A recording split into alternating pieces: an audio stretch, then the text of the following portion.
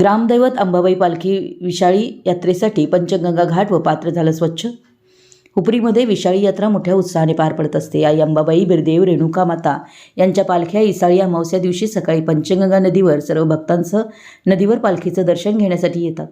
गावातील लोक पुरणपोळीचा नैवेद्य घेऊन येतात। पालख्या नदीवरून गावातील अष्टविनायक गणेश मंदिरात येतात। सायंकाळी 4 नंतर मोठ्या जल्लोषात आणि भक्तिभावात आई अंबाबाईची नगर प्रदक्षिणा सुरू होते।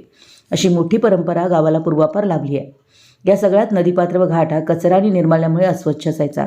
गेली 2 वर्ष विशाळी यात्रेनिमित्त विश्व हिंदू परिषद बजरंग दलकडून नदी स्वच्छता मोहीम राबवण्यात येते।